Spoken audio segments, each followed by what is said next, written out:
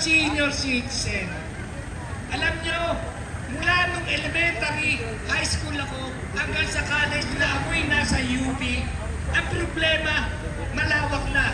Nang ako'y maging senior citizen sa edad kong 69, lalo kong nararamdaman ang sakit at kirot ng dami ng mga matatanda, hindi kinakalinga! Kaya tayong lahat, sana ay Ay, mga kababayan, no? Namula yung mga puno dito sa harap ng Senate of the Philippines, sa harap ng Senado. Dito po yung mga senior citizen natin na nangangalampag na ipatupad na ang dagdag na 1K sa pensyon ng mga senior. Protesta ang magtatanda. Malaking kahiyan to sa ibang bansa. Ipopos ko to sa Amerika, sa Europe, at kung saan parte ng bansa. Kaya tandaan nyo mga kasama, ako matanda na rin po, 69 years old na po. Kaya sana po, yung pakikipaglaban natin para sa karapatan natin, ituloy natin.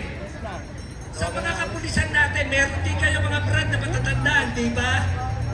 Masasaktan din kayo kung matatandaan nyo kapag nasasagasaan. Kaya sa muli po, maraming salamat po at isang mainit at nag-aawang na damdamin sa hapong ito! Magandang araw mga kababayan, nandito tayo ngayon sa harap ng Senado. Nandito po ngayon nagrarally yung mga senior citizen natin. Nandito sila ngayon para kalampagin ang Senado para ipatupad na ang dagdag na 1K para sa pensyon ng ating mga senior citizen na hanggang ngayon ay hindi pa rin nila natatanggap mga kababayan. Nandito po sila ngayon, sobrang dami po nila. Ayan. Halos namumula po yung mga puno dito sa harap ng Senate of the Philippines. Sa harap ng Senado. Ayan mga kababayan, no? Namumula ngayon yung mga puno dito dahil sa mga nagrally na mga senior citizen natin. Kung mapapansin nyo po, nakakulay pula po yung mga suot nila. Wala po ditong pamumulitika. Hindi po ito pro Marcos o anti Marcos. Ito po ay napagkasunduan lang na isuot nila ang kulay na pula. Ayan. May mga sumusuot din na kulay dilaw dito. Ayan. Pero hindi ho ganon yung pinunta nila dito sa harap ng Senado. Ang pinaglalaban po nila ay ipatupad na ang 1K na dagdag pensyon para sa ating mga senior citizens. Mayroon kayong mga kamag-anak na mga senior. Nawa bago dumating yung time na kami ay maging senior, napakinabangan na ng mga senior na to ang kanilang mga hinihingi. Napakasakit isipin. Sasabihin nyo, iboto nyo kami, tutulungan namin kayo.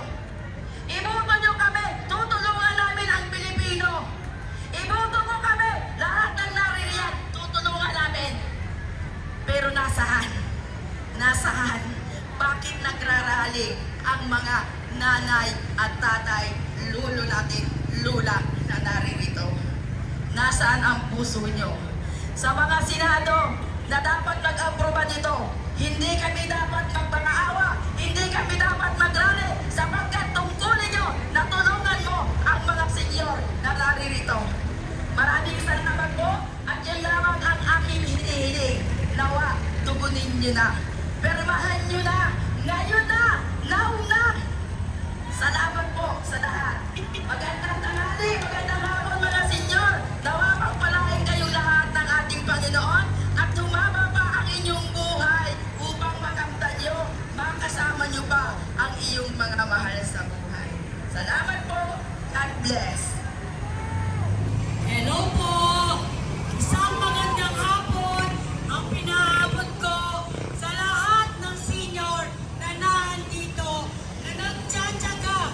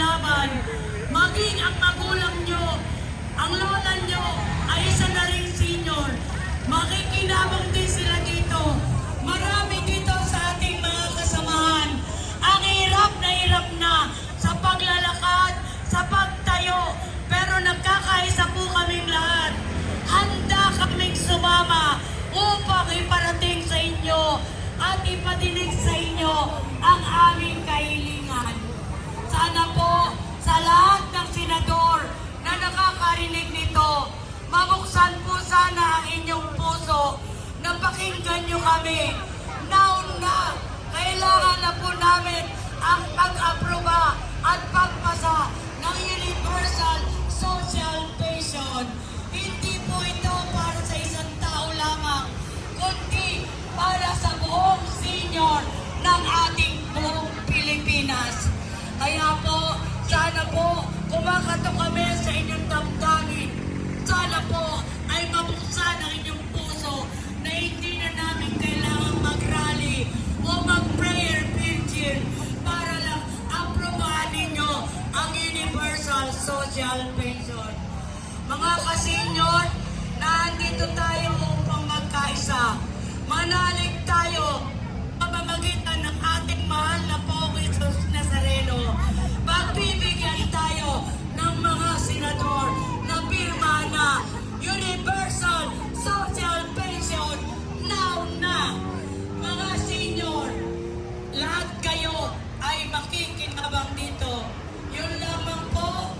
Isa po siya doon sa nakausap nung mga pumasok po sa Senate at buo po yung pagsuporta para po sa Universal Social Pension.